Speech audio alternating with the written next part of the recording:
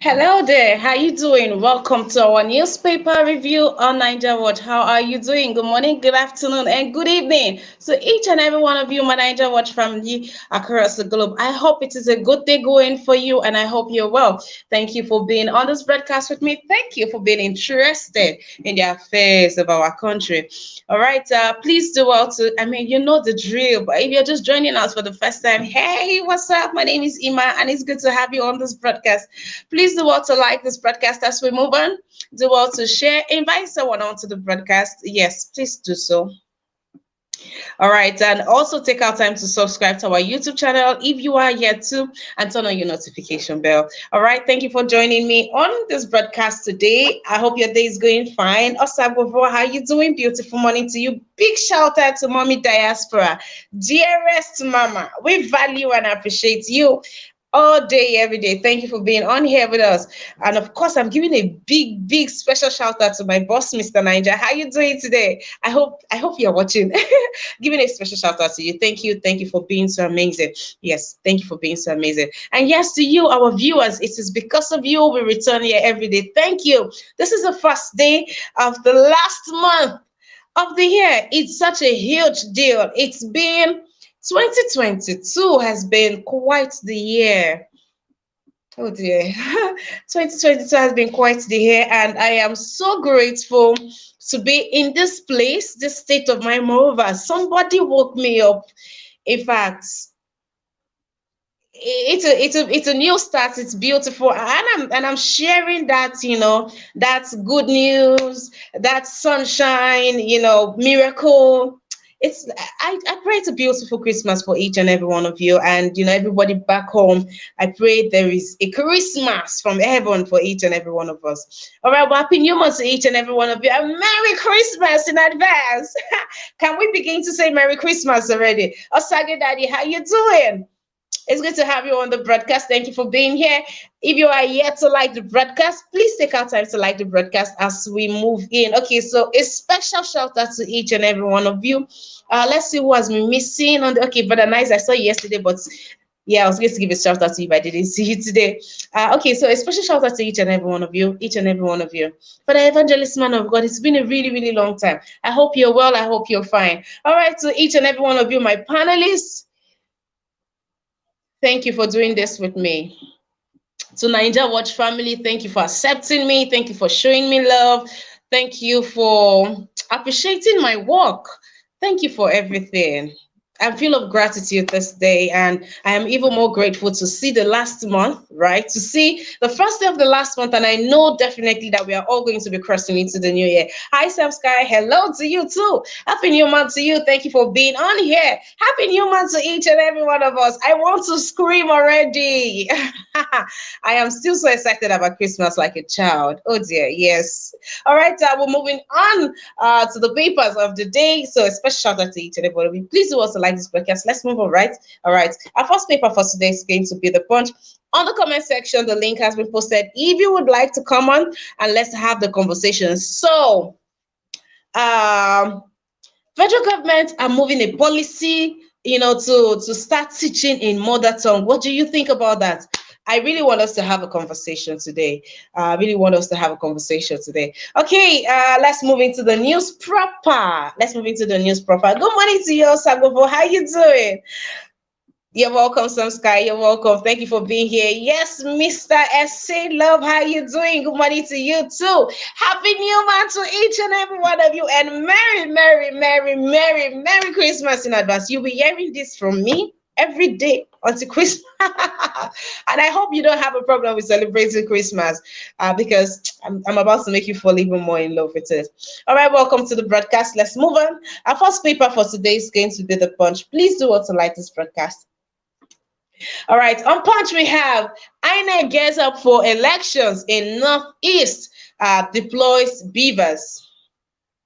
Government pays ASU November salary, withholds 8 months arrears. Federal government blames governors for rising poverty. Edo and Akwa Ibom state differs. Don't back federal government policy on mother tongue teaching. And just beneath the nameplate for scarcity, no planned price hike, says federal government. Q spread. There will not be full price hike during yearly period, says government. NMDPRA assures motorists current stock can last for 34 days. Government can't continue subsidy admit diversion. That's NNPC source. It's supposed to be NNPCL. And here we have Adeleke. The picture story would be INEC, INEC sending off beavers and other equipment needed. Adeleke alleges Osun government vehicles missing, issues ultimatum. Ondo hunter mistakes man for antelope, shoots him dead. And here we have Aisha Buhari, Twitter critic remanded in prison. Okay,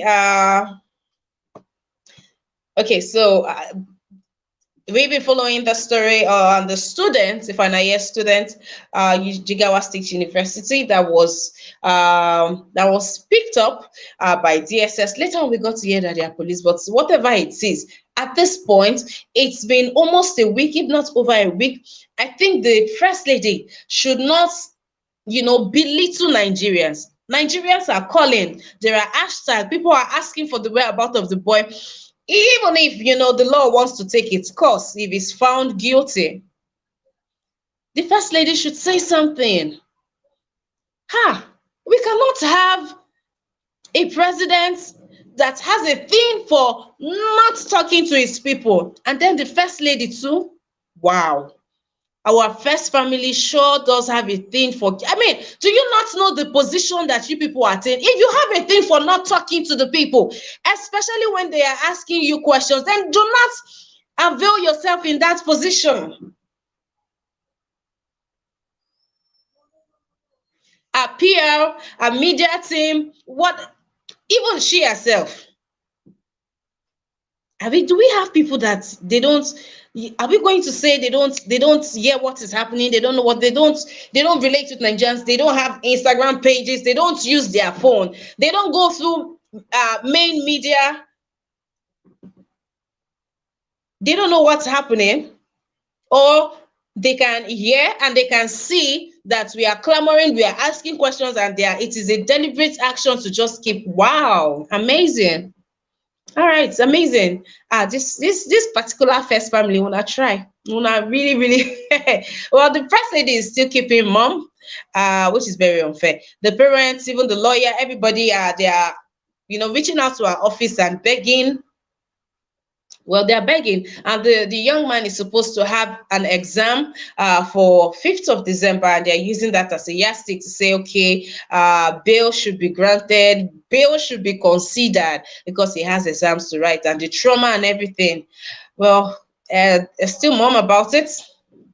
The First Lady is still mum about it. We'll move on to another. Hey, this other story. Okay, let me breathe in and breathe out. This other story, I don't know, but this one looks like a spiritual case, but let's see how that goes. Samuel Laka, how you doing? It's good to have you on the broadcast. Good morning to you too. Mr. Makirabo, good morning to you and happy new month to you. Thank you. Sam Sky says it is over a week now. They didn't allow the young man to contact his family after 1 week. Right? All right. Then the case of the hunter, so this hunter based, a resident of an indigene of Ondo State, also based there, was said to be doing a thing in the bush, is hunting business in the bush. He says that he's very certain he saw an antelope. He aimed and shot at the antelope, only for him to get there to pick his possession, his prized possession, only for him to see that it was a human being. And that was very, very confusing for him. He jetted off to the police station to go and report himself. He's saying that he is very sure that he saw an antelope. He's very sure that he aimed at an antelope. He's very sure that he shot at an antelope. But only for him to get there to pick it up, the thing had turned to a human being. He doesn't know what is. He was confused, and should anything for the sake of, I mean, that's what we call manslaughter, right? I mean, you don't kill, whether not by mistake, whatever it is. Mr. Brian Maxwell, how you doing? Welcome to the broadcast. Happy New Month. Good to see you too. But that's so I don't know how the case is going to be judged, but the man has been remanded in police station as it is. I don't know how this matter no justice. So is this how this man is going to spend the rest of his life? Is this going to be it for the hunter, or we don't know? We really add this story. I don't know. This story said, hey God, hey, this is not funny. This is not funny. How do you see an antelope and you shot at an antelope only to see that it was a human being at the end of the day? Could that have been a mistaken? Could that have been a costly mistake? Or are we going to say yes, it is a spiritual case? I mean, he probably saw an antelope that changed into a human. Are we going to say that one? Nigerian police, do they have what it takes?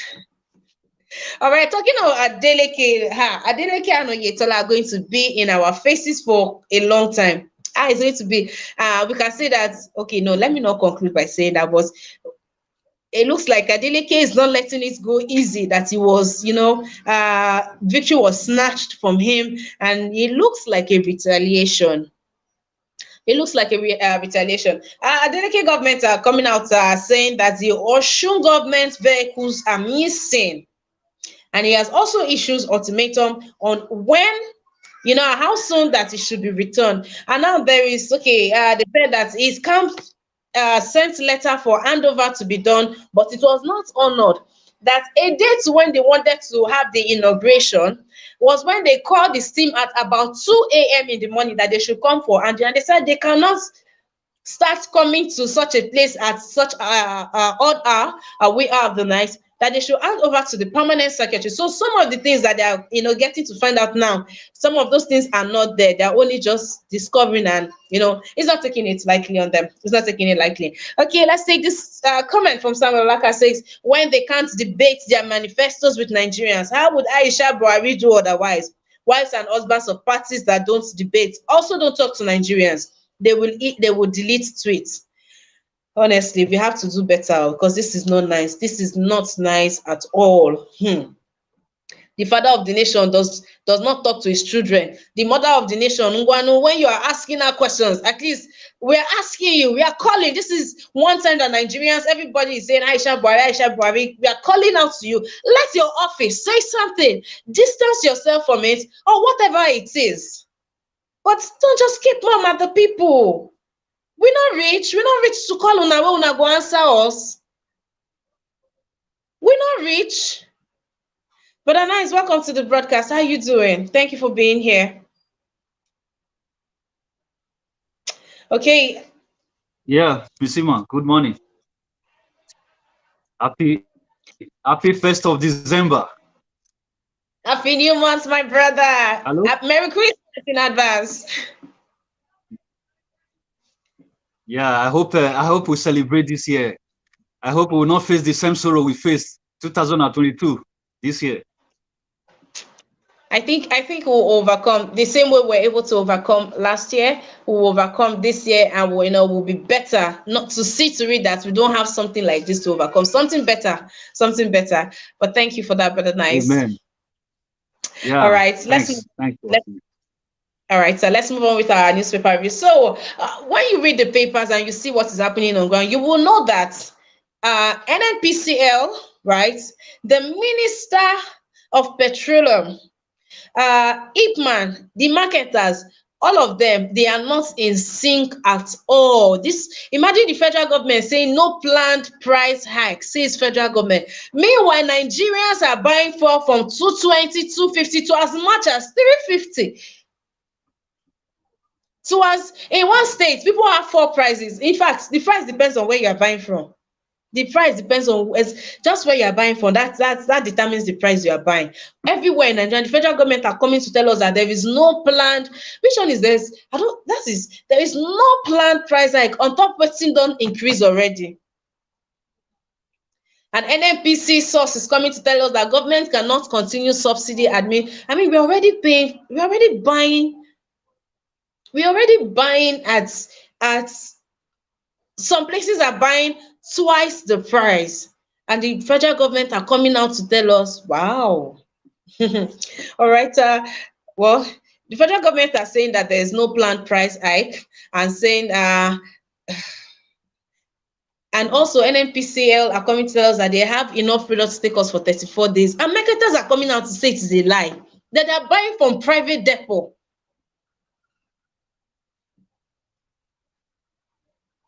Hi, Johnson Emmanuel. How you doing? Good morning to you. Good to have you on the broadcast. Happy New Month. Where have you been? Good to have you. Let's move on to okay, so government has paid ASU November salary, full salary, but they are withholding the 8 months arrears. What they were on strike, they are still withholding that one. And ASU are saying that, well, the government looks like the government will be pushing. It looks like we'll be back to this ASU craze. At this point, it is a craze. At this point, that's what it is. It looks like we'll be going back the item. It's bad. It shouldn't be so. It shouldn't be so. It shouldn't be so. All right, federal government blames government for okay. This story was rocking the airwaves yesterday. Federal government blames governors for rising poverty. In other words, put your eyes before you leave all of the bridges that we have. We go straight to the presidency. Let's ask our governors what they are doing. Let's ask our representatives what they are doing. Local government chairmen, councillors. These are the ones. These are the ones that you see. These are the ones responsible for our welfare. Let's know what they are saying. If there are no infrastructures, if the roads are still deplorable, if things are not working, these are the people that you are saying, what are you saying? What are you doing? How are you representing us? How is it that our community has not seen the light of day with your representation? And if your rep cannot bring good structure to you, cannot bring infrastructure, cannot bring good things to you, then you do know that you can have him impeached and have someone else. So these people need to start working. Please, let's do well to hold the people that are responsible.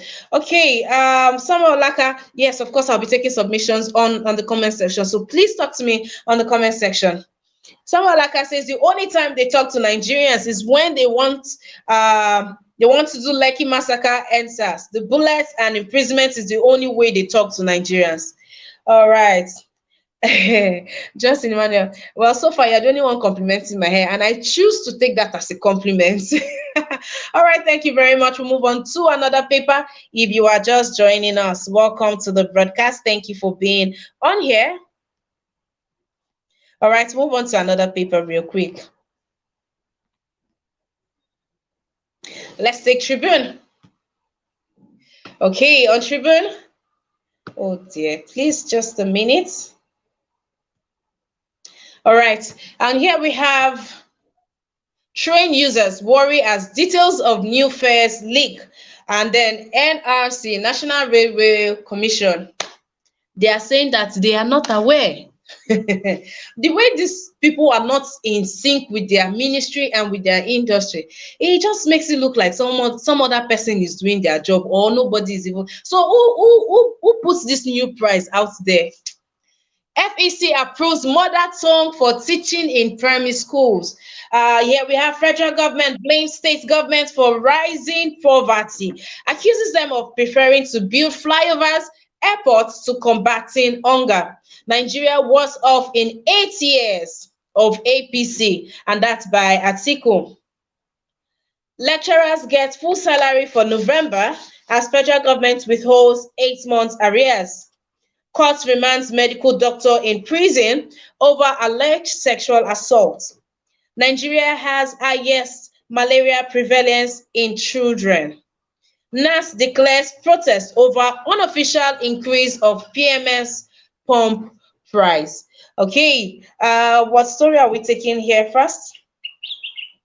NAS. Well, there's no story to take here.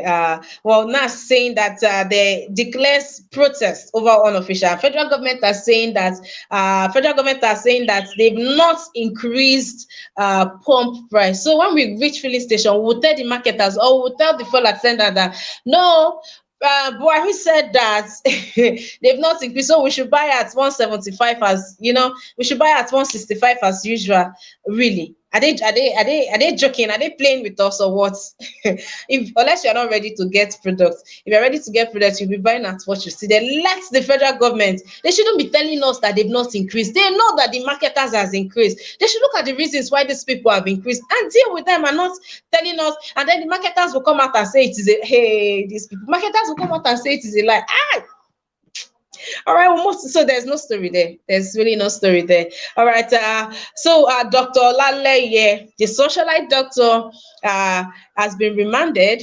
Court remands the medical doctor in prison over alleged. So it looks like this case, this is the doctor, Dr. Olaleye, a doctor who is very influential, also a socialite, works with the bigger boys in the industry or in the country, in politics, anywhere. I mean, he's a socialite. He has carved a name for himself, but unfortunately, will I say weakness? What are we going to say has cost him his downfall? This is the man that repeatedly had an affair with his wife's niece, a 15-year-old girl who was under his care at the time. And it's good to know that since March, that the wife called him out and reported to the police and submitted evidences, even to his own self-confession that was taped, has been submitted, but nothing was done about it. And there was a protest sometime last month asking who is shielding Dr. Olaleye, but it looks like there's truly something about the people speaking, and there's also something about dragging these people on the social media that time Nigeria head the correct small. So kudos to the women that gave a march for that young girl, and to every other body, organization that spoke out for that young girl. Kudos. It is not easy when a wife speaks out against, something that the husband has done wrong. It is not easy for a Nigerian wife married to an influential person.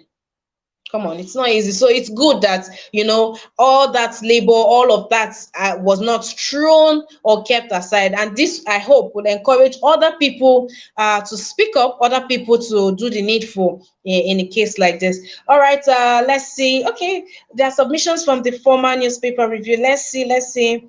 Okay, that is a spiritual antelope. Okay, all right, thank you for that. Yes, Justin Emmanuel, the modern tongue for teaching in primary school is a welcome development. Kudos to Federal Executive Council, the FEC. Okay, but is it really? So people that are not from a place, so what happens to them? Can't we have it as a topic?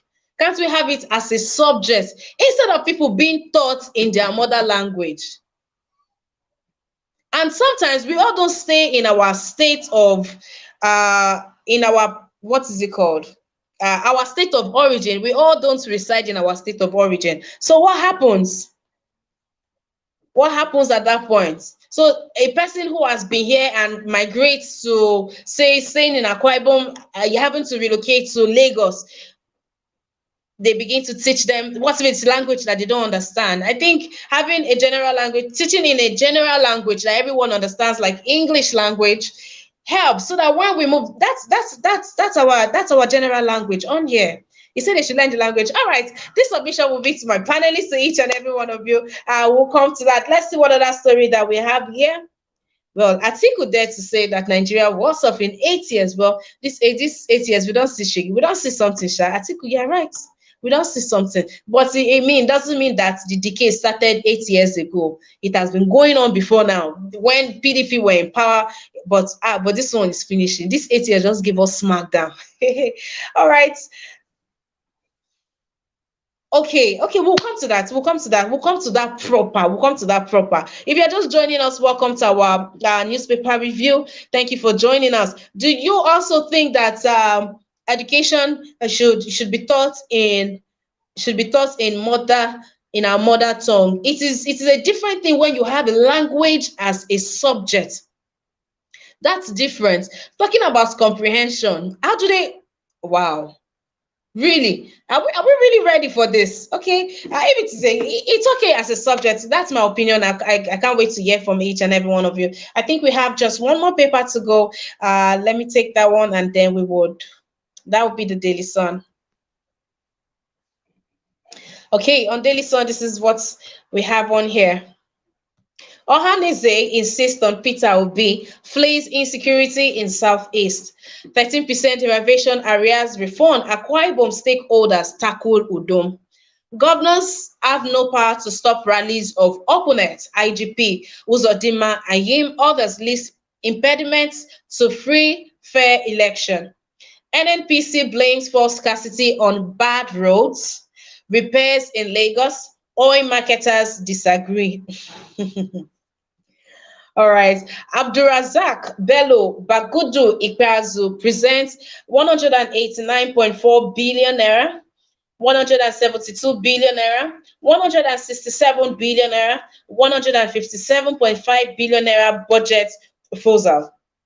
And account losses from incessant attacks gives way out. 2023, Owerri leaders back Uzodinma for second term.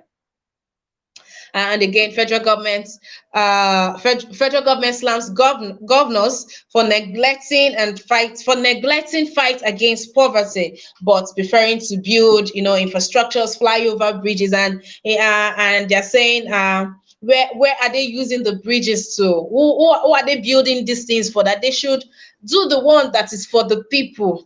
Hungry people will not see flyover bridge, they will not see anything. Build the rural areas, the farmers, those areas that modernization has not gotten into. They say get there, let there be an impact. By the time you get into power, let those areas, those local governments that has never had any kind of infrastructure, that is how you should be able to weigh yourself, and not coming to build flyover on top flyover, be innovating flyovers and all of that. And I hope these people take advice, because this should be like an advice to these people. All right, let's see what other story we have on here. Say, it looks like this fuel issue is going to be another thing that would linger for a very long time. This one, NNPC will come out and say one thing, the oil marketers will disagree. The one that is even more uniformed or unified, and they are relating with us are the marketers. And so for everything that they've said, we've seen it to check out. We've seen it to check out. The faults that they are giving to us for the fuel scarcity. Well, that one sef dey. They are blaming NNPCL, are blaming it on bad roads, repairs going on in Lagos. So a journey of 3 days now takes 5 to 1 way because of how deplorable, how bad these roads are. And their trucks don't even get to make it because they are going to be fixed. And so all of that. So the bad roads, but the oil marketers are saying that's not why. We are not getting, the federal government cannot. So they are buying these things themselves. They have to go source for dollars outside. The banks are not giving them, and we know the banks federal government have been saying no dollars, in short. Banks, no dollars, no nothing. Oh dear. So that's it. That's what is happening. That's what is the cause of the fuel scarcity. All right, that's as much as we have on our news today. Thank you to each and every one of you that has kept a date with us. I hope you have taken out time to like this broadcast. If you haven't, please take out time to like the broadcast. Thank you and welcome to our newspaper review once again. Brother Nice, how are you doing? Let's have a submission, please. Yeah, I'm fine, Miss Iman. Good morning again. Yeah, happy 1st of December. Mr. Vi Maswell, greetings to you, sir. Greetings to all Niger Watch family, those in the comment section. Welcome to the platform where we say it like it is, You see, first of all, this federal government that is blaming governors that they are building flyover or top flyover, they should go to rural area. Both the federal government and the governor and the local government, government elite, all of them, they are irresponsible. The federal government that is blaming governors, 8 years now, there's no impact. We have not seen any impact of their 8 years on Nigeria and the people they are ruling. There's no accountability. Everything, all insecurity, all kind of crime skyrocket. So they should not come here to put blame on people where they will exonerate themselves. They are into it as well. You understand? All of them, they cause that country pains, Nigerians pains. Both the government, both the governors and the local chairmen, both the federal government, both the president, all of them, they put us in this situation where we are today. So that is just for that. And you thought of that man that you said whether it's a policeman, he shot an antelope, that the antelope turned to. That is a spiritual affair. It's just a hunter. It's just a hunter. Okay, so that one is it happens. Is a spiritual affair. That man might be seeing it from a spirit. He might be seeing it as an antelope, but he will not know that antelope is human. So when it's come close after shooting, you will not see that antelope is human. So majority of those witchcraft spirits, that is how they operate. You understand? So sometimes it's not the fault of the man, but because people don't see it in this realm of the spirit, they will think it's the fault of the hunter. You know, so it happens sometimes. You know, that is just for that. That is why people need to fortify themselves with prayer. You have to pray very well before you leave your house. You know, that is for that. And this which one was the second subject right now? The other one you thought about, the last one. Missima. Yeah, I'm here. I'm trying to understand which one you want. Petrol. Yeah, was the last one. Scarcity. No? No, it's not the first scarcity. Let me talk about this Adeleke issue. When Adeleke came into power, and I think he sacked some workers that was working with the former governor. I don't know how many of them that he sacked from their office. And secondly, he dethroned some monarchs as well. That is exactly where we are going to start sanitizing Nigeria. Any president that comes into power, I've said it before, any president that comes into power, I pray is Peter Obi. It should start from dethroning some monarch. You know, we should start dethroning some monarchs and sack any corrupt people that you see that a previous leader have put in place. Like all those one Buhari just put in the strategic place in his power, in his position. Any president that is coming, he should sack those people that Buhari just placed in those strategic places. So those kind of things, they have to take a radical decision like this, what this man Adeleke did. I applaud him. This is the way you will know a leader that is really ready to work. All those corrupt previous leaders, all those strategic places they put their people, as you come into power, you need to relieve them of that places, of that office. That is just the truth. You see all those monarch that used to put themselves as a monarch, people that they don't even, monarch is just spreading from different corners, like churches in Nigeria. So all those people, they need to dethrone all of them. That is where we will start sanitizing Nigeria. There's a lot of corruption. And this monarch are causing a lot of corruption in Nigeria. We don't need monarch. We need strong institution. We don't need all those corrupt elites.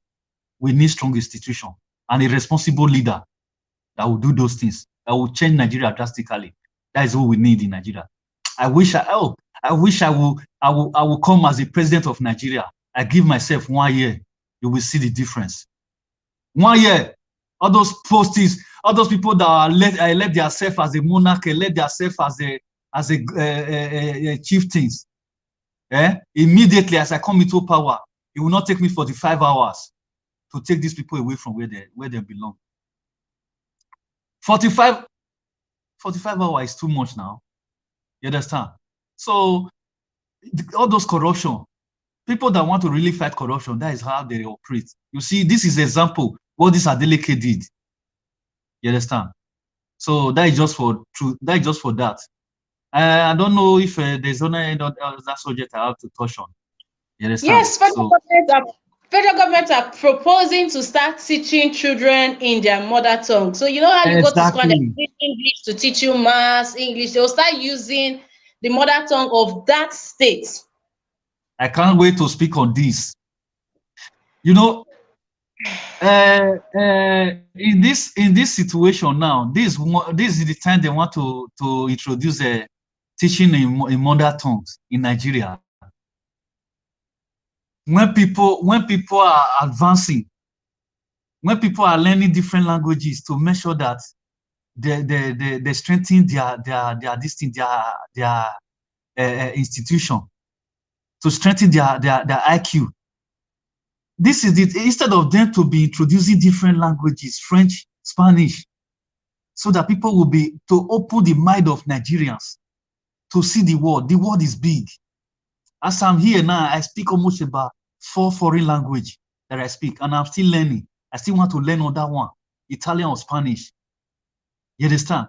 Then people are still talking about how you're going to learn. If for those people now, they should start learning with their mother tongues. When they travel out of Nigeria, is it when they get to France? Is it this thing outside they are going to speak in French in France or in Britain? Is that outside? Look at the people that refuse to learn foreign languages. They came here today and they have difficulties to integrate in these countries. They have to start to square one. They have to start learning foreign languages because they refuse them. They refuse it to learn it in their country, in school. If a Hausa person come this place now, he has to start learning English here again from square one. You see the backwardness. And before it will not catch up with English, people that learn English have already started learning other languages. So these things, even me myself, I was even regretting that. Why I should have supposed to learn all those languages when I was in primary school, different language when I was in school. I have to come here and start learning different languages before I now start speaking almost about 3 foreign languages now today. I have to start it here. I wish I learned it back home. I will be past that. I will be starting learning other languages today. You know, in Nigerian school, instead of them to introduce foreign languages that they will teach them, they should, after English, they should start speaking French. They should choose French or Italian or Chinese. We have French. I know basically. Okay, we have how many Nigerians speak French? How many Nigerians speak Spanish? I don't know, but when I was in school, so I don't even know if I don't know if it is even still happening because it's not like it's taking. That's what I'm But saying. back to the question. But back to the question. But back to the question. So, are you for it or you are against it? I'm against it. That time they will use to introduce that they should introduce foreign language. Let them teach them foreign languages. You understand? That's All right. But they just teach it as a subject, I think. All right, Brother Nice, thank you very much for your submission. I'll move on to some other person. But first, let me give a big shout out to each and every one of you on here. Godwin, how are you doing? It's good to have you on the broadcast. Thank you for being here. Samuel Olaka, Victor Smart, Johnson Emmanuel, welcome back. Thank you for being here, Sam Sky. Thank you, Mr. SA. Thank you, Mr. Vi Maxwell. Thank you, of course, to the mommy of all mummies. It's good to have you on here, Mama Dearest. Thank you for being here. All right, Mr. Vine Maxwell, how are you doing? Happy New Month to you. Thank you so much, Sister Emma. Good morning from Bolgatanga, the upper eastern part of Ghana. Good morning to Bronice, the other of my friends in the panel session, the comment session, those that are watching us. Happy New Month to all of you. And may this blessing of this month never, leave you. So, Sister Emma, Nigeria is estimated to have over 450 languages, dialects, mother tongues. How are you going to do that? Are you going to teach me Ijo? Will you, if I move from, let's say, Delta or Bayelsa, then I move to Abia State as an Ijo boy, will you teach me Ijo there? As an Igbo boy, I move away from there to Medugri. Will you teach me Hausa over there? These are just, I call them, these are rubbish policies. When people, you are introducing such a thing when over 135 Nigerians are living below poverty rate. And you don't see any other thing to do in order to, ameliorate the problem the Nigerians are going through, is to introduce mother tongue. What kind of mother tongue is that? As for me, it's a no-no. It won't fly. The three major languages they introduce in Nigeria, how many people are, having the interest to even study their own, languages? This is just a misplaced policy that they want to do in order to tell Nigerians that they are doing something, bringing the education close to you. The world has moved on. If you want to learn now, begin to learn Spanish, other major languages that you can even, in fact, people are going to this, what do they call it? This, the Chinese language right now. People are going there because of how the wave of business and everything is changing. You're going to teach me Ijo, teach me Igbo, or teach me Shekri, and that is what I'm going to learn. That is nonsense. You see, this artificial scarcity of petrol is carefully designed to force you to accept a price that they are going to give you. When they create this artificial scarcity, Nigerians will begin to, people will buy it at high prices. And then at the end of it, they'll say, oh, otherwise, are we not buying it at 350? Produce it for us, let us pay. It has been like that. If you look at the history of fuel scarcity in Nigeria, it has been like that. The federal government will come and tell you, no, we are not increasing, tariffs on petroleum prices. But down there, they are causing this artificial, blaming themselves left, right, and center. Tell me, all these organizations that are under this, the NNPC, the regulators, the wherever, do you want to tell me that they cannot? The confusion has already thrown into Nigeria that these people cannot synergize. Is that what you're trying to tell us here? Is that what they want Nigerians to know? There is confusion everywhere. And for that, they are the one creating this artificial scarcity. For Nigerians to go through it and suddenly say, no, we cannot go. Give us a social price. Are we not buying it after all? It has been there for a long time. This is what they know how to do well. If you study Nigerian system, the government, and all of them from top there, you will see that this is what is going on. They intentionally create artificial scarcity to force you to buy at a price you will even suggest to yourself, by yourselves. That is how it is done. Federal government telling governors not to, that they are also causing more poverty on their people. When the head starts rotting, when the head is rotten, what will the body do? What moral justification has the federal government, talking to them? Have you even obeyed simple order, court order? Yahaya, the chief of COAS, has been, sentenced. IGP has been sentenced. The director of TRADOC, Training and Doctrine Command, Olubanji or something like that, they have also passed judgments on them. Have they obeyed it? Have they obeyed it? Why would they allow or look up to the governors to obey, or what? If you are corrupt, those behind you will corrupt. And that is why, although I am not a proponent of see Nigeria because of what is going on, Obi said, if I am not corrupt, then the rest, he will minimize corruption by at least half. But once he is corrupt up there, even those ones that are fallen aside will also be corrupt. So they don't know what they are doing. Your concentration is to make sure that security returns to that country and people will be free to move around. Thank you and God bless you all. All right, thank you very much for that, Mr. Vine Maxwell. Please, we are yet to like this broadcast. Take our time to do so now. Thank you very much. And also do well to support us by clicking on the $ to the right, please. Thank you very much. Mr. Chooks, how are you doing today? Good to have you on the broadcast. Yeah, good morning, Ima. Good morning, fellow panelists. Good morning, viewers and those on the comment section.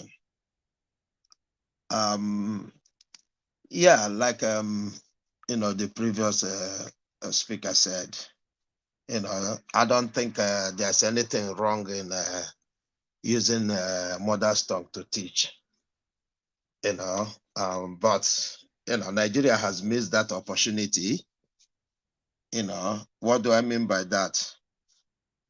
That if truly they are the one who formed this union, they should have be a kind of central language which every child born in Nigeria must speak other than their mother's tongue. So bringing it up now is a no. We have missed that opportunity. There's no time we come together to discuss things that matters. It's not that those who did this didn't know that these things we are talking about matters. If we talk about unity of Nigeria, it should even start with language. If they were informed when they made this agreement with the British, but the British, knowing that if they have a common language, they will use it as a tool. So they prefer to allow them to have their language. That is the problem. Not that is bad. Imagine you being taught in your native language, being taught maths, being taught science in your native language. You will do better than you did, no matter what you did in your you have in your with our borrowed language. You will do far better. So in that case, yeah, for now it's a no. Let them move on and find something to keep themselves busy. No, this is not our problem as it is now. In the rise of the petroleum, you say, who is fooling who here? They know that we're Nigerians, we are equal to anything they throw at us. Any stone they throw at us, we're equal to it. So it doesn't matter if they hike the price. How are you expecting them to tell you that they ask them to hike the price? If they do that, they are admitting a criminal offense against themselves, because already they have spent our money in the name of subsidy. So how can you subsidize and just wake up one day without discussion and you put the price up? So they know what they are talking about. That's why they told you that they pass it over to independent marketers. You say all this is now English, then they blow. The English, then they blow. Once they blow the English, you and I will go back, make noise 1-2 hours on the if at all it makes it the internet, and that will be it. It's not something, the only thing is, those who are feeling the heat are the same people. If you talk to them, you wonder from what planet they come from. That is the most painful thing out of this now. You see now they're angry, but meet them, they are happy with whatever that is happening. They're very, very happy because you put down now, somebody will be telling you somebody built Lagos. Yes. Somebody will tell you because it's my brother. Yes. Somebody will be telling you because it's from the same region. Yes. And that is the price you're paying for choosing these things are counted over the right thing. And they will continue. Like I said, it's so painful for me to admit that I am happy with the situation. It's so painful for me. But I have to tell myself the truth. Until it hurts us, that is where we change the narrative. But it doesn't hurt us now. No matter what they throw at us, we must adjust to it. That is the reality. And that is the problem we are facing. So it's a very painful one. And then imagine they come out telling you that they know nothing about it. Could you imagine that? Could you imagine the impunity in these people to stand up and tell you that something that is your own and you handed him over to manage, just like you put your money in the bank? This is what this petroleum is our product. We give it to them to manage. And they stand up now telling you that they don't know what is going on there. They don't know why it's less than what you're giving to him. That is exactly what they're telling us. It's in Nigeria, there's no day you wake up without bad news. Even the first day of December, they start telling us this. I will yield the floor here. Thank you. Mr. Jukes, thank you very much for your submission. Thank you for being on this broadcast, and happy new month to you nonetheless. We're going to have a better Christmas. All right, Mr. Jukes. Sorry, I forgot to wish you happy new month. I'm sorry. I'm so sorry. When you hear all this news, I'm not happy. Because this is supposed to be the month where people rejoice and try to help each other. But look at it. This reminds me. Growing up in Nigeria, it's always like this. I'm not saying about the government, but you go to the market during this time, in this place we are living, they are reducing prices. They are doing offers, for people to be able to enjoy that moment. But look at what is happening in our place. Each time there's something to celebrate, right? What they do, they cause one problem just for both the transport and everybody will try to hijack the thing, calling it opportunities. Thank you.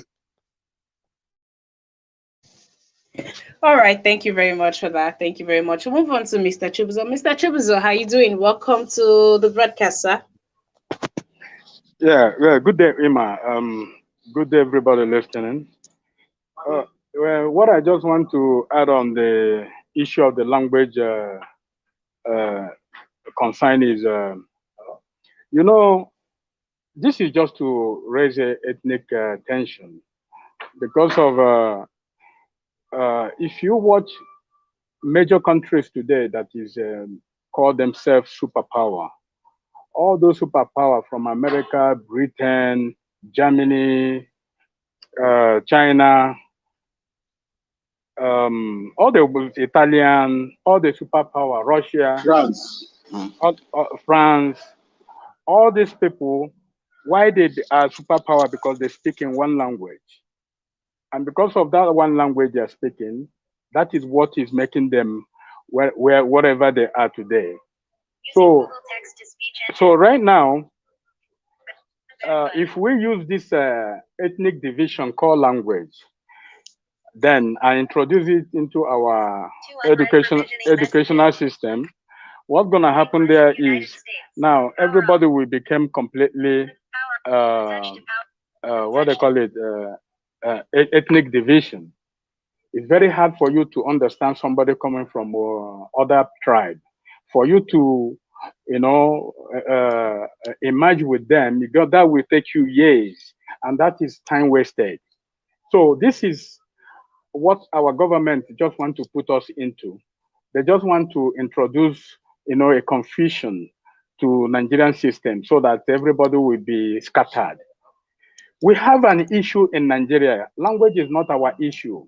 If we want to introduce a language in Nigeria, we must introduce one language, either broken or any particular language. We will use it against the West, or we will use the Western language. Because in Africa here, I have seen countries that uses their tribal language to educate their people. Today, those countries have fallen apart, such like Congo DRC, Tanzania, as we are speaking, because when Remanded was in power, he made sure that all his people study in Swahili. Today, it's very hard. You see a Tanzanian and you talk to him in English, he can never respond to you. He speaks Swahili. And that Swahili is not an international language. That's a particular section in Africa. Kenya speak it. Some of those neighboring countries, they speak it. And when you have a conversation with most of these people, apart from the literate one, those who went overseas to study, you can see that these people are 10 years behind you as a Nigerian. They are 10 years behind you because they can't speak English. If you talk to them in English, they speak Swahili. They don't understand what you are saying, they can't understand. Congo DRC, the same application. So what I'm trying to say here is, when we're trying to combine these languages, introduce it into our educational system, that will take us that will derail our system completely. We want to study in abroad. We want to go to America and study. We want to go to UK and study. Are we going to use Igbo language or Yoruba or Hausa language to study there? No. These are superpowers. If we want to compete with these people, we must have a mechanism to compete with them. We have to speak one language, one single language, for us to overcome our ethnic division, for us to overcome everything that is happening to us today. Because we have a tribals, different languages, and that is why we are having this fracas that we are having in Nigeria today, and it's not benefiting us. Go anywhere, if you like, study Igbo in University of California, study Yoruba in University of Chicago, study anything you like. At the end of the day, because you are there, you're not going to speak Yoruba there, you are going to speak English. And if you don't speak English there, your own is gone. You can't get nothing. So because we are not superpower, we cannot produce things for ourselves, we cannot be able to introduce our language or force our language to other nations. So we cannot be able to have this type of languages in Nigeria that is disturbing us today, ethnic tribe. So we have a problem to that. I don't subscribe to that language. Let Nigeria government find out a solution, bring a particular language that we will use, general language we will use. If you want to study your ethnic language, your mother is there to teach you, your father is there to teach you. But when you come to international relationship, such like I want to speak to Edo man, I want to speak to Hausa man, I want to speak to Ishakiri man, I want to, then I have an international language that we will use and communicate.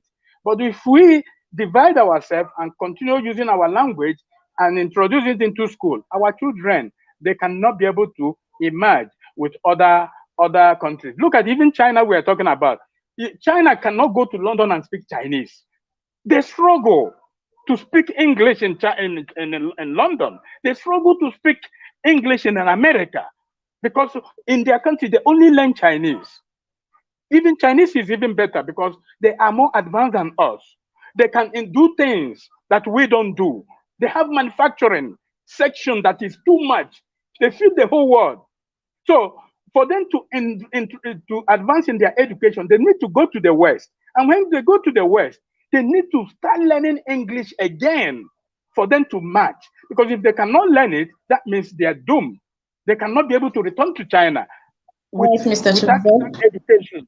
You understand? So what I'm trying to say is I don't subscribe for us to go to those division language. Let us find out a particular language that we will use and communicate to ourselves. If Nigeria want to be strong, they must speak in one language. Thank you. All right, thank you very much, Mr. Chibuzo. Mr. Chooks, you said something also that we could pick a common language. I mean, are we all going to start?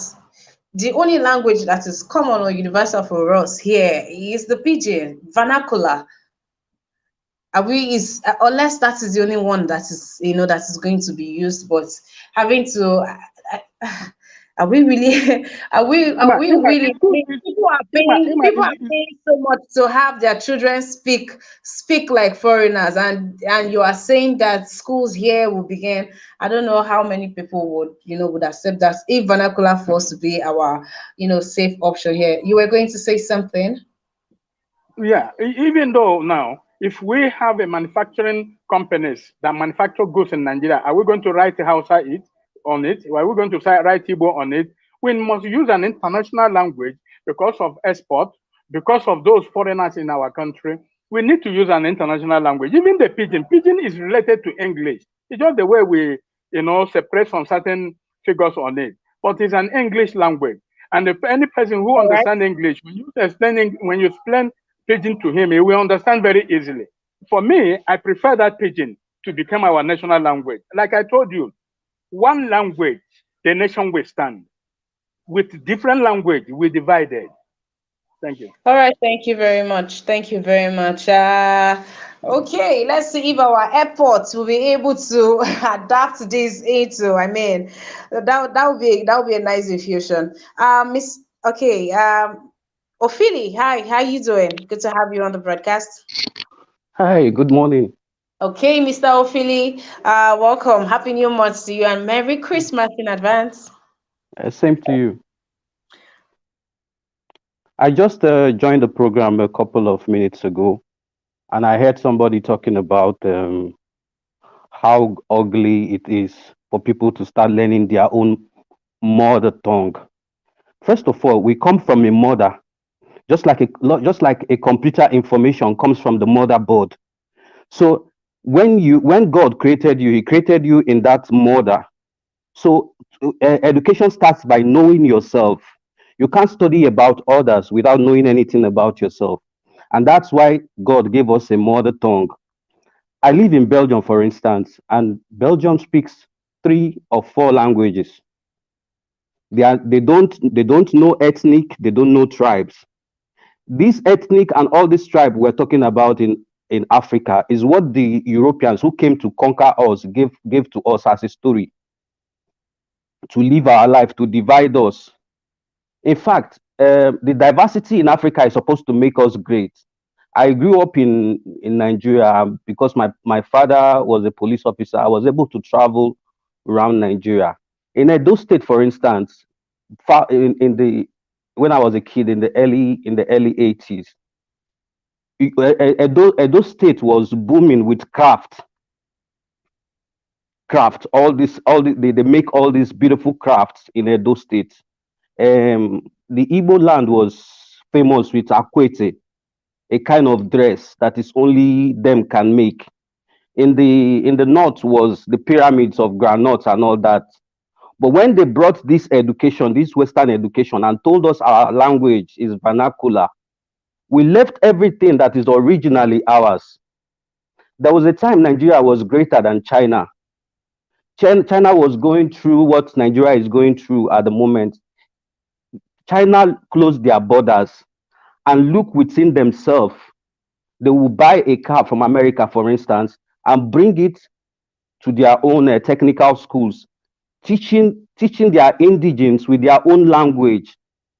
I don't see anything you can achieve all over the world if you don't know, if you don't use your own language. If you can't narrow it down to yourself. Somebody is talking about international languages. The word international means like nationalities of the world. That is international. International is only when you push forward your language as international language, that is when it becomes an international language. If you check people who learn mathematics and all that stuff, that study in their language, they do better than when they learn in a foreign language. Everything we do in why we are in this problem that we are today in Nigeria is because we don't understand ourselves.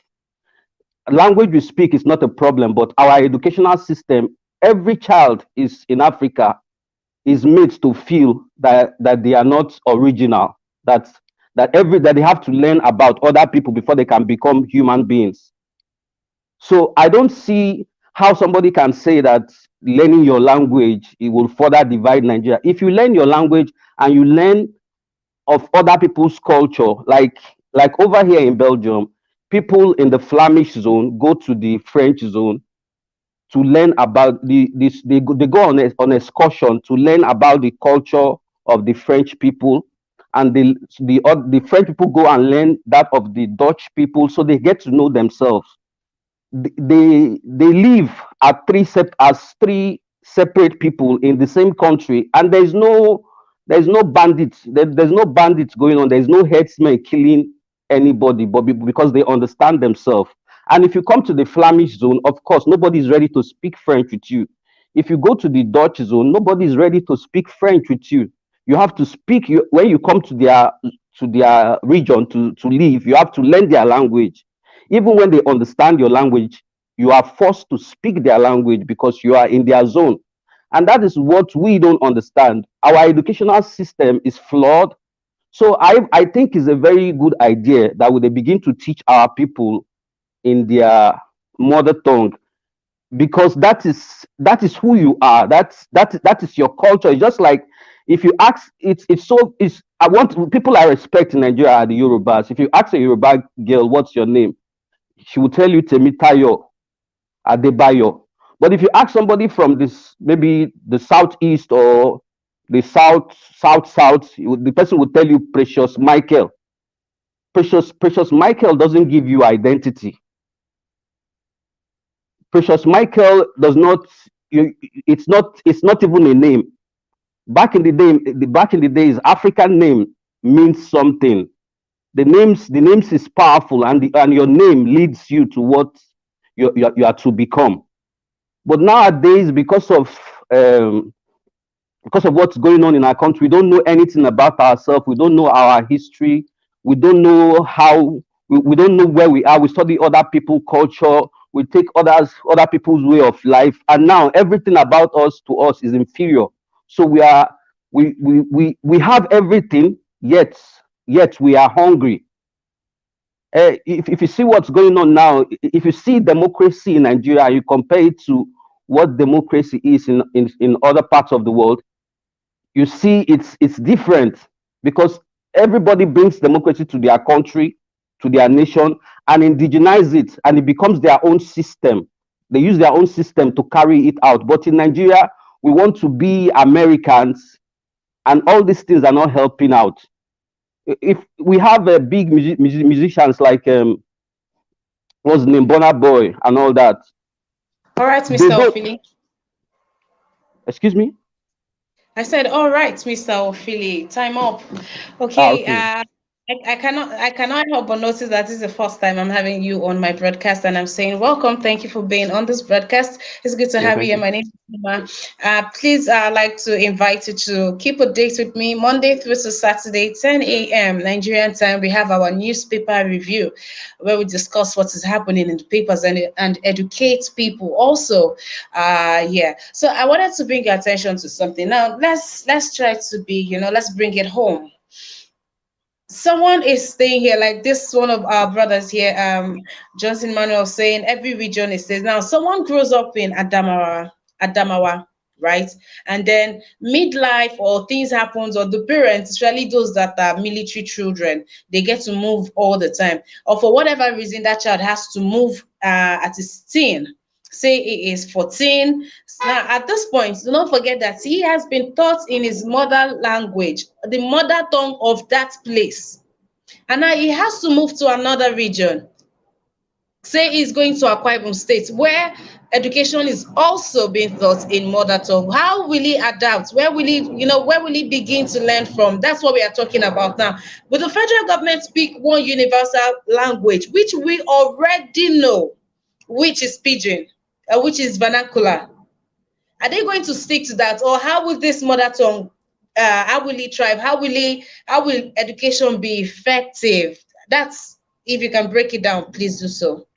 Back my grandfather and my grandparents, they spoke. Most of them spoke Hausa, Igbo, Yoruba. Some even spoke. One of my aunties speaks Edo. You see, because back in the days we used to see each other as one. And don't forget, like what you're saying now, it's happening here. When you bring a child from the Flemish zone and you enroll him in the French region, automatically the child gets into class and begins to learn with other children. Learn very, very fast, and the more languages you can speak, the more articulate you are, the more information you have. There is information in language, there is power in language. Let's not begin to look what's difficult, the difficulty in understanding these things. When we when we when we begin, solutions will come up. But I don't subscribe to speaking. I don't like the idea that there's nothing. Like, if you like in Belgium, the structure of building is different from the structure of building in France.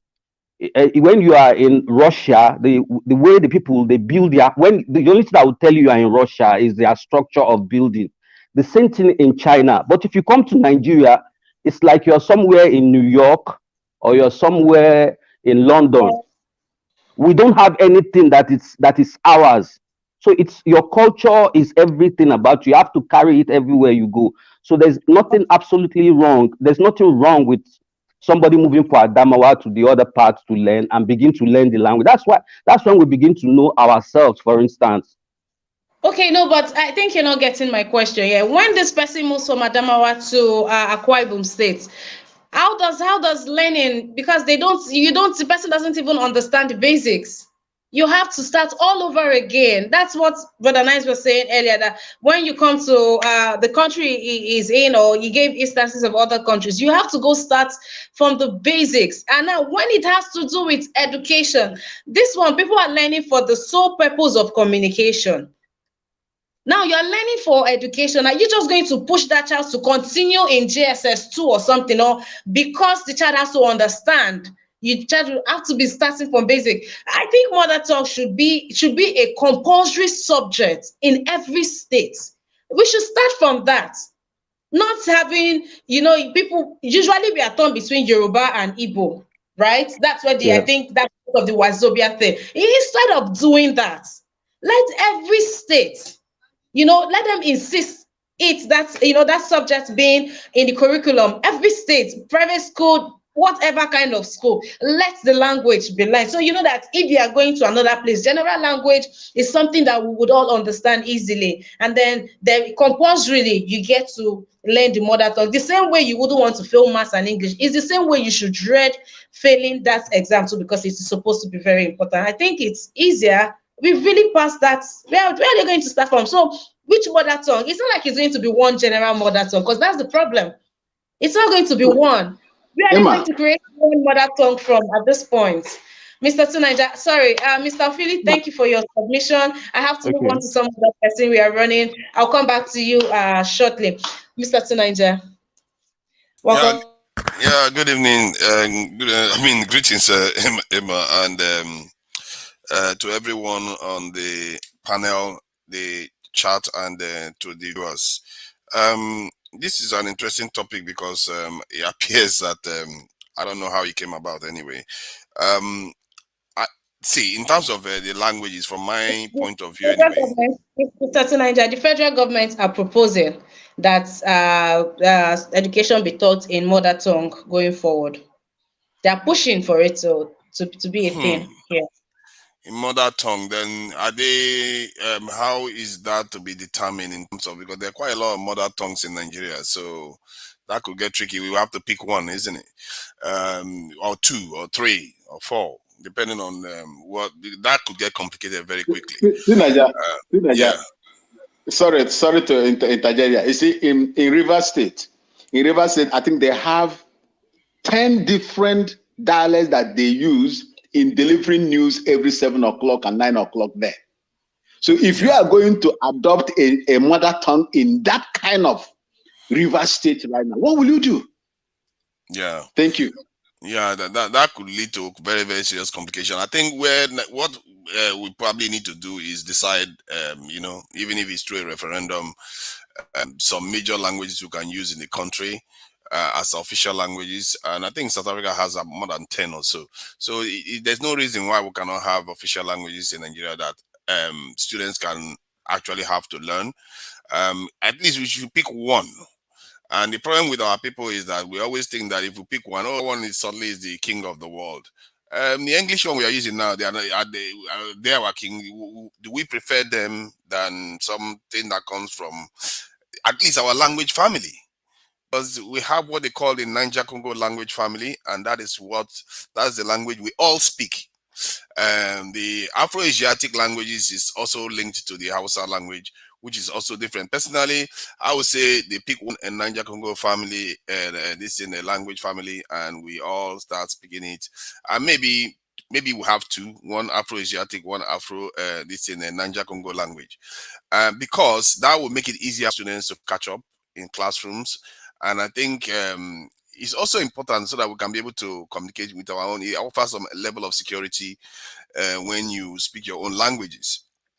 But European countries have been able to function with multiple languages, some of them within the same country, without any issue. The international language as we sit here today is mostly the English language. Obviously, the Chinese is coming up. I think these things evolve over time, and but man, in terms of Nigeria, you have to decide what language to speak first before you start saying everybody should learn in their mother tongue, because that will just be a recipe for anarchy. maybe they should start from simply having a kind of national service where people from different groups go to other parts of the country. They do it in the NSC, but maybe they should start earlier. That's what the Ghanaians do. They should also stop this nonsense where if you are born in a state, you can't claim to be an indigenous of that state. They will treat you as if you are from another state because your dad is not from that state. You can be born there, grow up there all your life, even marry somebody from that state. They will still treat you as an outsider. Maybe they should start from that. Be start worried about common language, because there are so many things we do in our country that is keeping us apart. And those are the kind of areas you start fixing. Because even if we speak multiple languages, we still have common languages that we speak. Most Igbo people in the north know how to speak Hausa language. Most Igbo people in the west know how to speak Yoruba. So it's not like we don't learn each other's language. We learn it by default. It's just when, in terms of a national position, we have to decide. That one requires decision at a high level, and for everybody to have a say, even if it's a referendum, and say, you know what, let's go for a referendum. This is what we want. This is what we want. This is what we want. What approach should we take? Because if we are to recover ourselves, I think it's a good idea that we start using our own language to our own people, because this thing that we do, we use English language to do everything, is not necessarily the best approach. Personally, on this language matter, I feel like we have bigger fishes to fry right now. Like that aspect where people are born in some different parts of the country, they treat them as if they are foreigners. And the aspect that we are not integrating ourselves enough as we are supposed to. We don't even teach each other. Like the government doesn't even have a massive campaign to tell people that, you know what, we are Muslims, you are Christians, but we are still the same people. Those simple things. How are you supposed to get to language when you have not even convinced them? Many times we come on this panel, you hear people talk about, oh, the Northerners or the Fulanis, and you hear all those things, and probably in the North, the same thing is happening. When you are seeing those sort of things happen, why would you want to even start talking about the different languages, teaching it at school, sciences and all? It's just going to cause confusion. Personally, I think we have bigger fishes to fry. Start fixing the base ones first, then we can start going higher. Let's remove white wig on our judge's head. You want to start speaking your own language, your judges are still wearing European wigs. Our leaders are from here. Look at Tinubu now is in London. The other one is gone to US. You want to speak your own language. How do you even recognize yourself? I don't personally, that issue is 20, 30 years in the future. We should worry about fixing the basics first. Then you can worry about, the different languages. I think that can come up in a referendum, and then we just, when the people vote on it, we can decide that we can vote for one or two languages, and that should be it. Personally, I like Hausa language. I don't mind Hausa language. I don't mind Yoruba language. I don't mind Igbo language. You just pick one. Sometimes, from what I gather in the Swahili area, what they did was they just used a minority language. Swahili is from a minority group in the East African region. So it's not a big deal for me, because you can see that how other people can do it. We should just get to a point where we are comfortable having that kind of discussion. Thank you. Thank you, Mr. Tunaija. Good to have you on the broadcast. Mr. NCBD, greetings to you, sir. Welcome to the broadcast. Yes, thank you so much for having me, Mrs. Ima. Yeah, I'm right, Mrs. Ima, and every other one in the panel, and everyone listening to us. Well, I joined late, but I had much of what the other brother was saying. I think from the brother from, I think, Austria, if I'm not mistaken. And I agree that, this language thing needs to be sorted.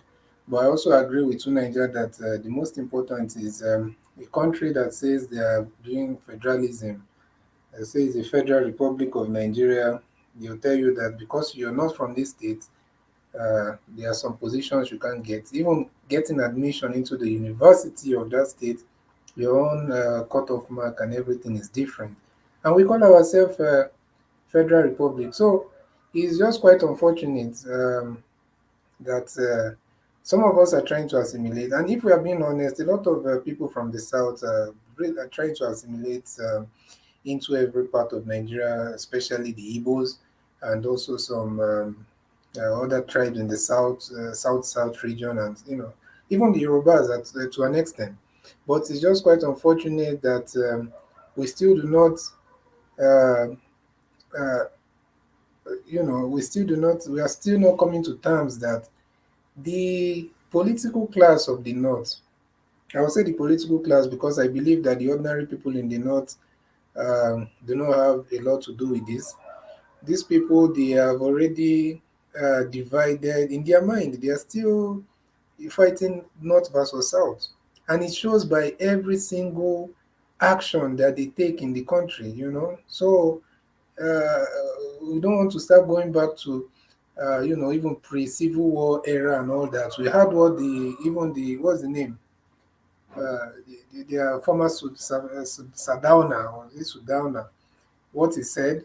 So Northern Force policy. And unfortunately, we might think this thing is over, but they still have it in their mind. So where are we going to? You cannot have two countries. You cannot claim that you're in one country and the administration of that country, you're doing it from a divided angle. So it's very wrong.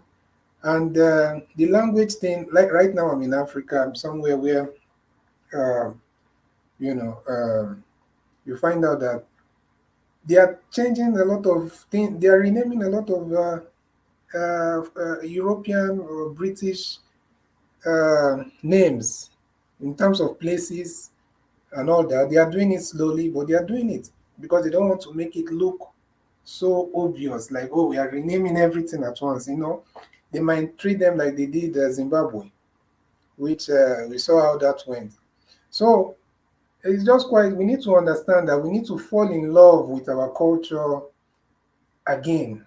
We need to fall in love with our culture. This thing is more of is a mental issue because these people, many of us have kind of placed them in some kind of level in our mind that we are even seeing our own thing as inferior.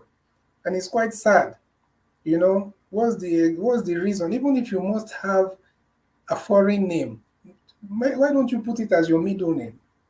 Why do you have to put your own uh, native name as the middle name? You see, so, and who did that to us?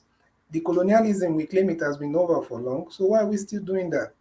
So it doesn't make any sense, and we need to fall in love with our culture again. That's just what I can say for now. Thank you. All right, thank you very much for that, Mr. NCBD. And real quickly, before we move on to Mr. Goodman, I want to say big shout out to each and every one of you that just joined us. Welcome, thank you for being here. Please do well to like this broadcast, share, invite someone onto the broadcast. Also, do well to subscribe to our YouTube channel if you haven't, and turn on your notification bell. Thank you for being here. Please like the Sima, broadcast. I sent you Yeah. a message. I sent you a Yes. message. Okay, let's have it. Let's have I should it. go on. Yes, Okay. go on. Yeah. I just want to throw this question on the open on the platform. I would like you guys to pronounce this thing impeachment in your mother tongue. Can you guys do it? Okay. We'll be starting with Mr. Goodman. I mean, it's your turn to give submission, so we'll be starting with you.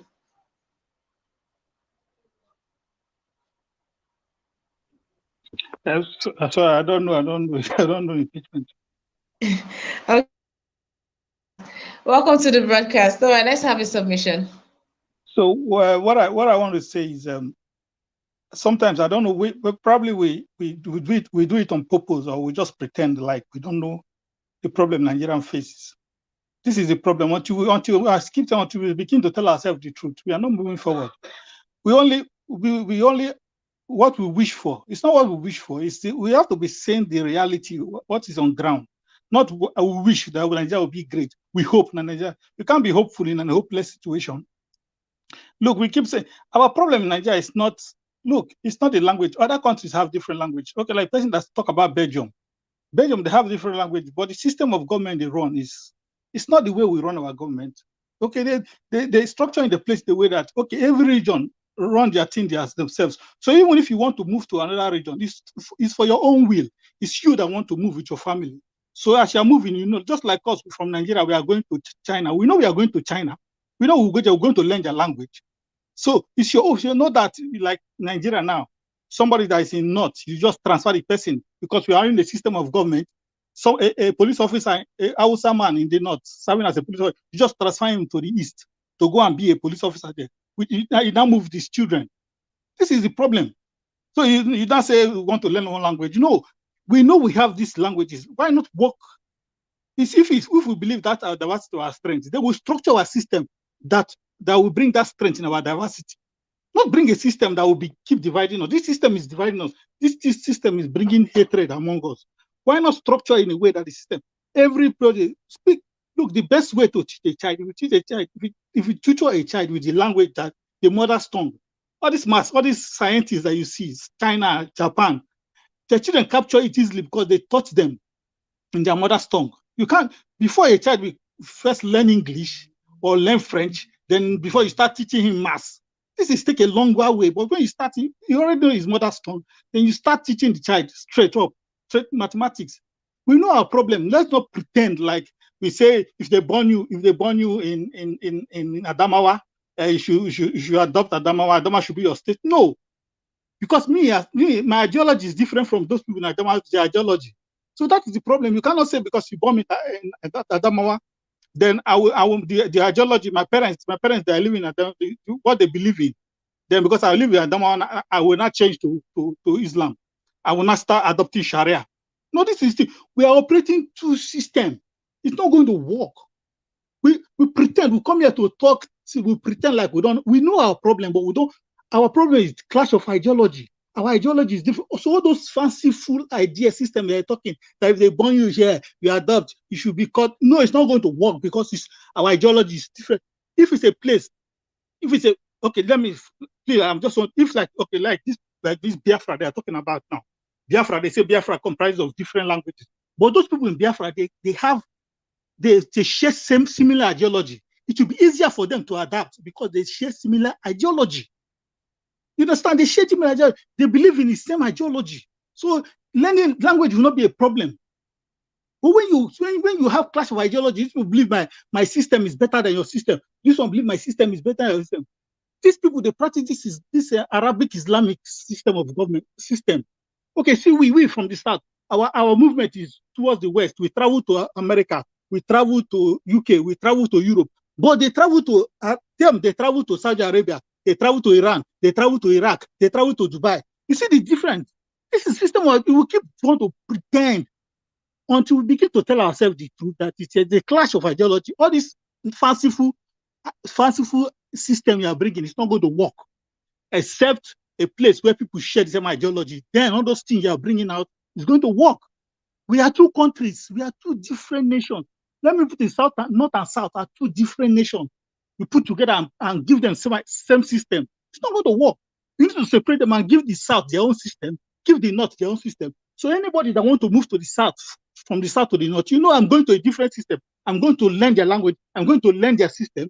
Anybody that moves from the North to the South, okay, South is operating a different system. I'm going to adapt to their system. I'm going to respect their law, the kind of law. This is the way it works. But we're going to pretend that we are one. I keep saying the only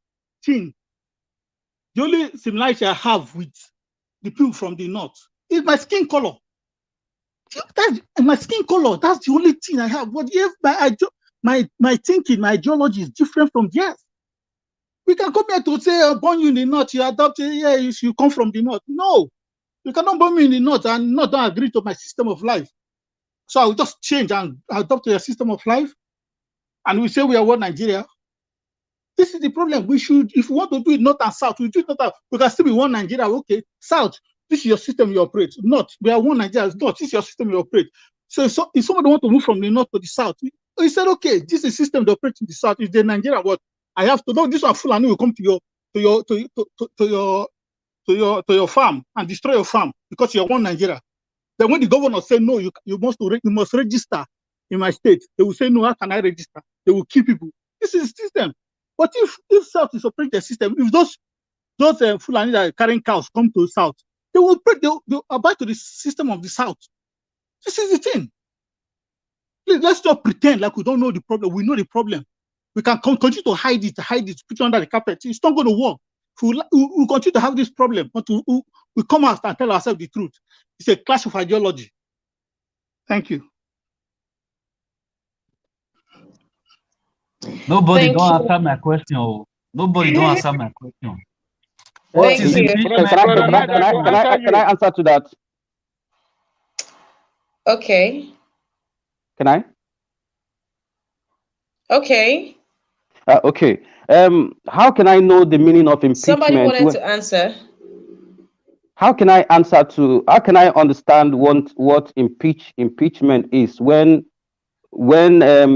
democracy is the ideology of the Western world? It's not I didn't build the democracy we have is not even African. And when I was in school, I wasn't taught my language, and it's because I've been in another country right now where people appreciate their own language. That's why I wish the same for my country. Like what the other person that just finished speaking said, in Belgium, everybody is in charge of their regions, and they also have these conflicts. The German Belgians are interested in archaeology, learning about plants and all that. They are more pharmacists and all. The Flemish people, that's the Netherlands part of Belgium, they are farmers. Then you have the French. The French are the ones that are interested in office work. So, and everybody respect, and the police in the Flemish is for the Flemish zone. The police in the Flemish zone don't go to don't have a power in the French territory or the German territory, but they have the federal police that look over the whole country. So just like what the other color, if we have respect, like if we go back to true federalism, where everybody takes care of their own region, it would be a better thing. So if you actually want to move to the north because you like animal husbandry, you can go there. If you want to come to the south where most people are farmers, it's because maybe you like the idea of farming. So it will be in your own volition. It's not like somebody forced you because you are a cop, you are transferred to the north where you don't know, you don't understand the culture. And the one thing about this division is also because we don't understand our languages, we don't understand our cultures. All right, Mr. Okay. Yes, please. Thank you very much. Thank you to each and every one of you, my panelists. Thank you for coming in today. I really do appreciate your time on here with me. Thank you very much. Yes, Brother Nice. You're closing. I want to answer his question. Okay, go on, bro. Go on. I'm listening. Impeachment in Igbo is nchupu. Okay. Mr. MCBD. Yeah, that's it. Nchupu, ichupu onye ọchịchị n'ọkwa. So you can just say nchupu. Nchupu. Okay, Miss Ima. Yes, please. What is the impeachment in Calabar? In Ibibio, but I do not know.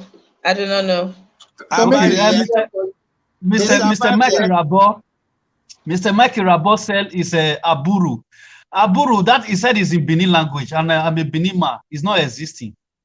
So, Mr. Mikey Rabo, I don't know if you are speaking Chinese. Come on, answer me. But nice, what is the answer then, so we can all move on?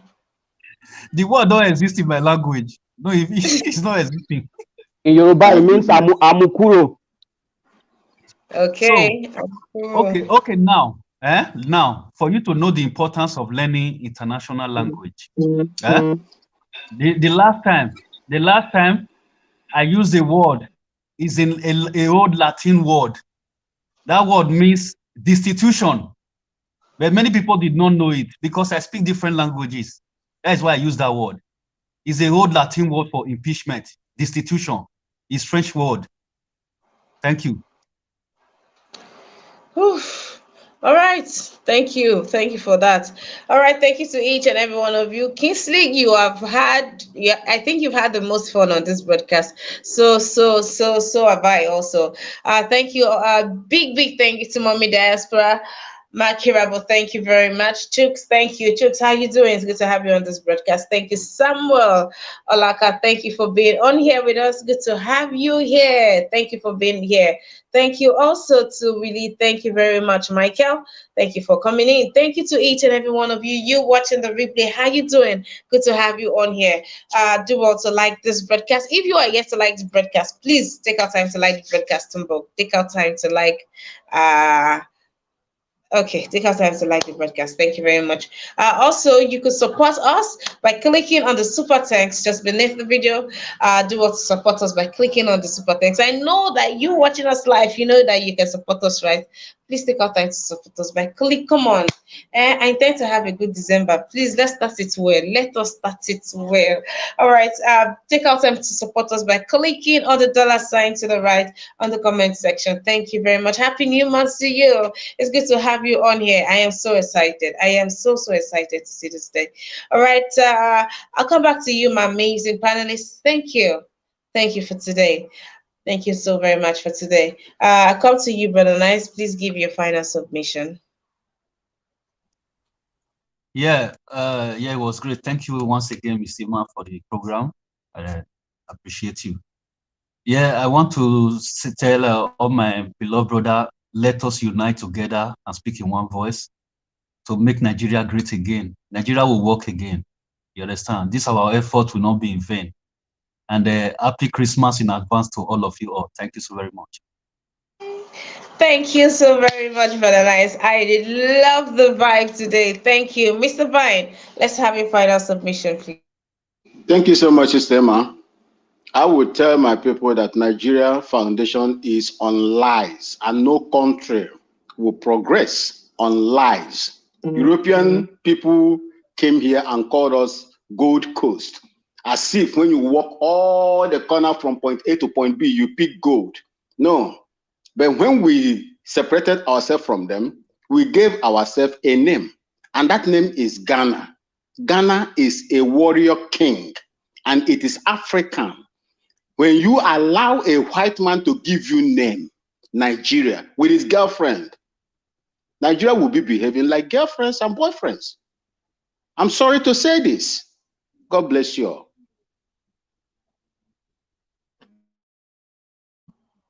Mr. Vine Maxwell, Merry Christmas in advance. All right, Mr. Chooks, let's have your final submission, please.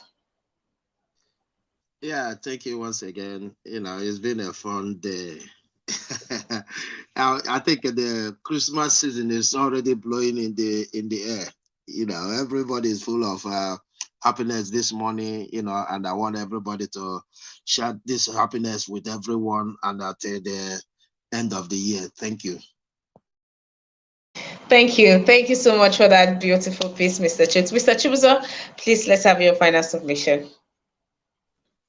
Yeah, thank you for that. You know, something concerning this language fairies is, let me tell you something. First of all, the kind of education that we're imparting to ourselves, what does it mean to us? Does it mean that language is what we go to university to learn? What is the impact of the language that are we learning or speaking? What is the importance of our education? What are we going there to do? Language, or we are going there for practical education, physical education, because most of our educational system has been dominated by physical, theoretical education. We are not engineering ourselves, our people to practical education. And that is where all these languages are giving us concern. Take example, you are going to technical school, for instance. You are studying maybe engineering, you are into engineering section. So if you are doing that engineering in your mother's tongue, language, practically, because theory is when you forgot something, you can jot it down. Then, but practically, they are teaching you exactly what you are learning in the school with your mother's tongue. then you can be quietly understand. But after, if you are going to all this area and you are speaking only English without practical of that support it, then that will now cause you a lot of harm when you leave the school. Then you start searching elsewhere now to upgrade your educational career by acquiring so-called degree that does not have any meaning, becoming a professor that speaks too much grammar that doesn't understand the position of where you belong to. So our education, our language must base on kind of thing that we want to know about, and it must be useful to us. If it's not useful for us, we mustn't entertain it. We must go direct, know exactly what this language is all about. Does it educate us in building a cell phone in Nigeria, building cars in Nigeria, building rockets that can propel us to the next world? What does it mean to us? So if we cannot do all these things, let us follow the masters that teach us how to run government. If we don't like the government, it's our duty as an individual to make amendments. Don't blame the colonial masters. This thing happened since 100 years ago. Hey, But we shut can up make with that stupid Thank you colonial very much master for your stuff, man. submission. As much as I can Annoying. take from you on the broadcast today. Thank you for your time. I really do appreciate it. Mr. Opili, in 1 minute, please, let's have your final submission. Thank you. Yeah, many years ago, an intruder came into Africa and divided us, broke us apart, took our language from us, took everything that belongs to us. But one thing about God is that God said that a kingship is in the bloodline. So what they took from us is physical, but what we are is still within us. Let's not begin to see each other as we have problems. There is problems on ground, but when we try to unite, we can be able to find solutions to our problem.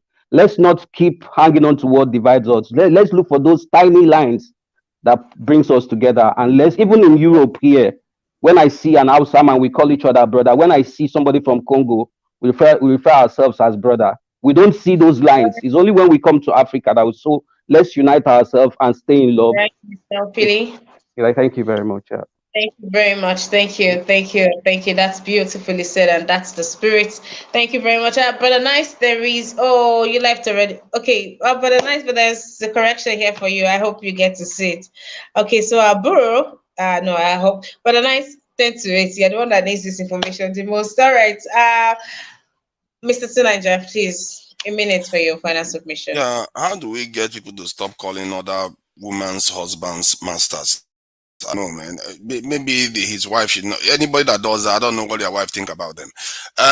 Let's this thing in terms of our what brings us together. There's a big one. I think the last speaker said something about a tiny line that brings us together. There's a massive one. We all belong in the genetic tree of the humanity. So we all belong to a specific genetic tree.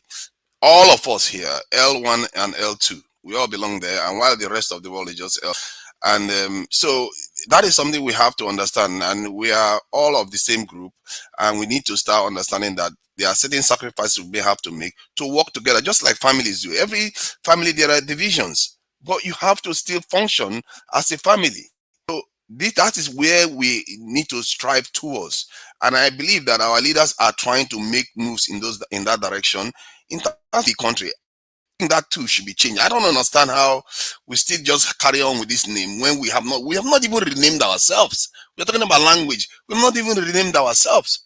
We've not even decided that, you know what, the discrimination that goes on within the country, legal discrimination that goes on, should be taken off, and with the country to function. These simple things make a big difference, because most other nations don't even overtly choose a language. They just arrive there by default. And any language we use has to be our own. We start from there. International language can be learned, like the Chinese do it and the rest of the world do it. But that's for international. For our own language, we need to get ourselves there, because language is also quite important. Because there are some languages where they even refer to the future as being behind them. The reason why is that because they understand the future to be, it's almost as the way we treat the past. So because language affects the way you see the world.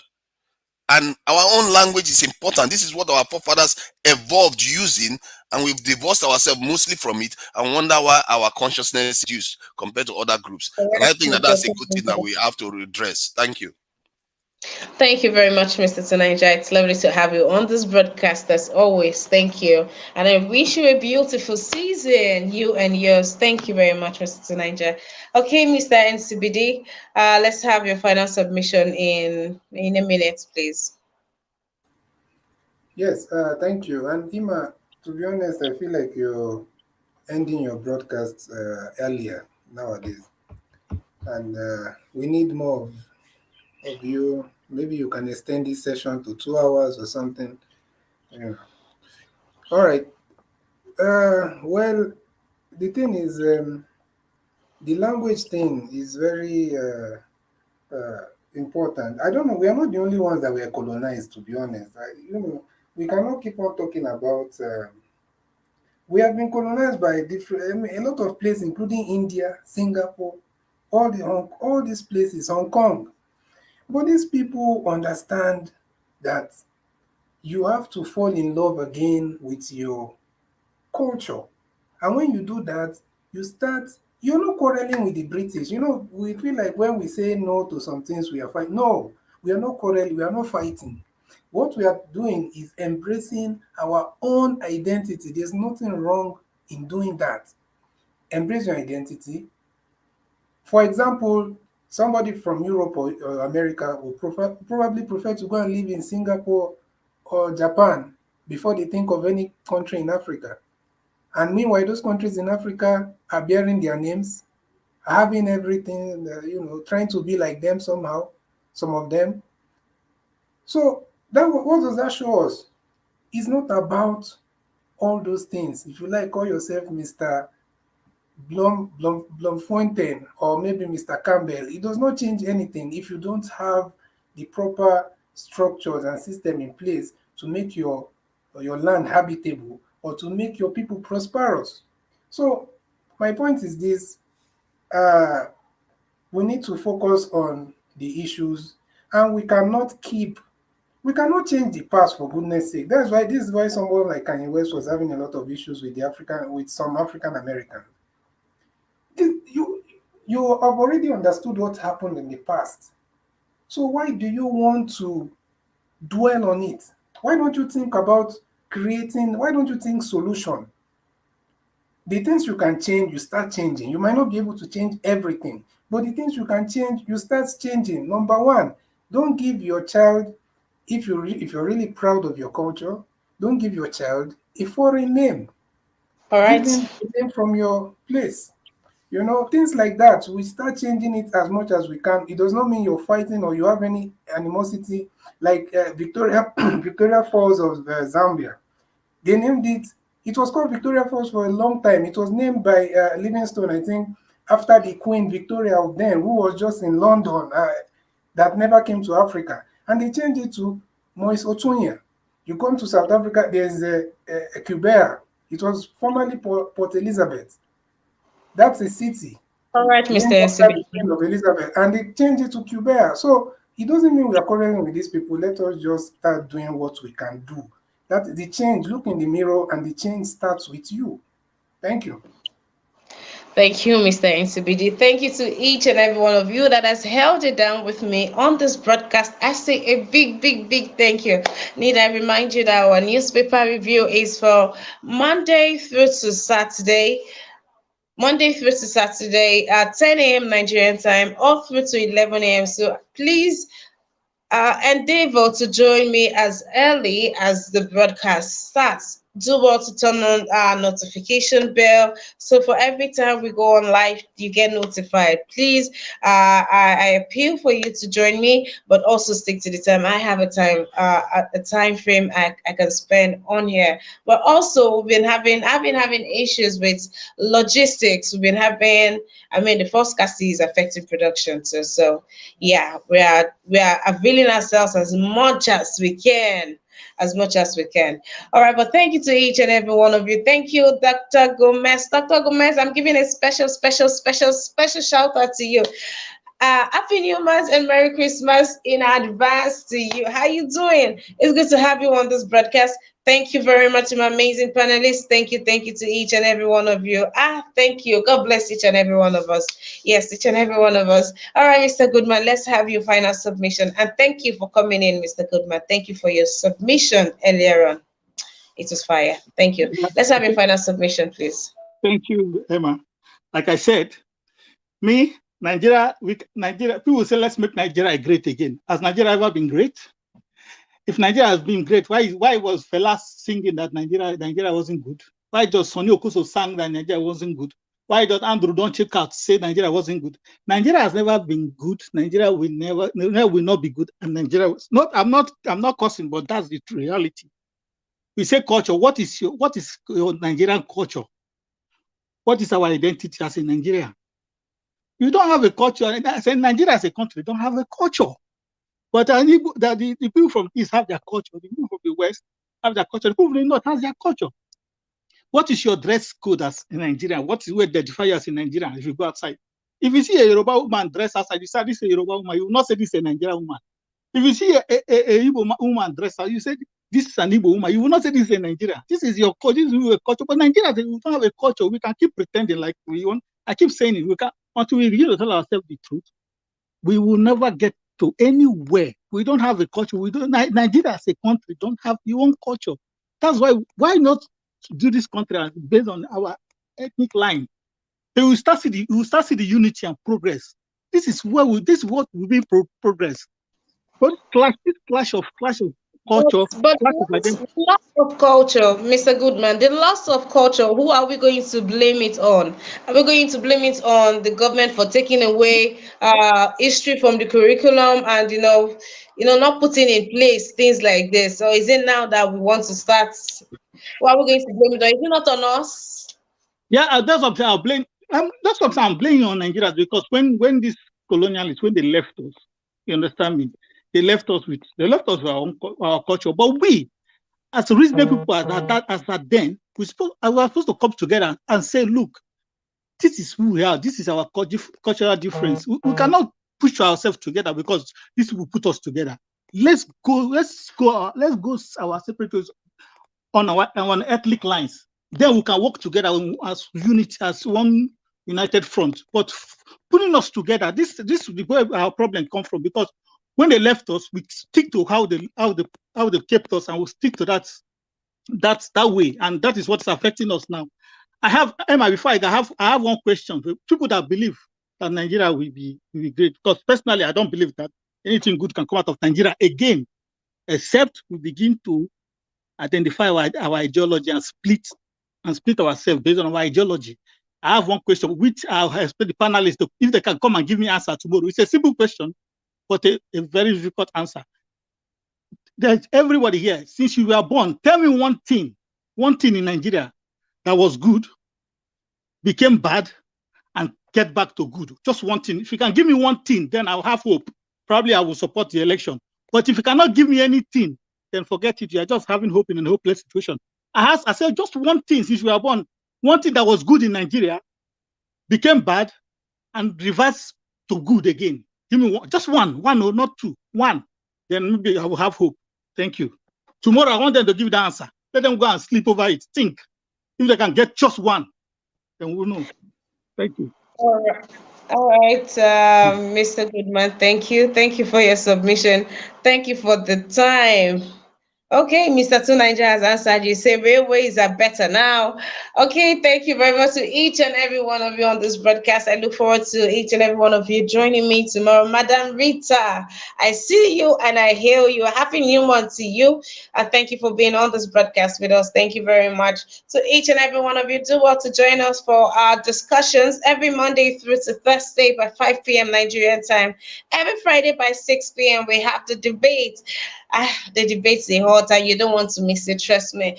We have the newspaper review by myself, Ima, Monday through to Saturday, 10 a.m. Nigerian time to 11 a.m. please do well to join me early enough. Yeah, there are rooms for extension on some days.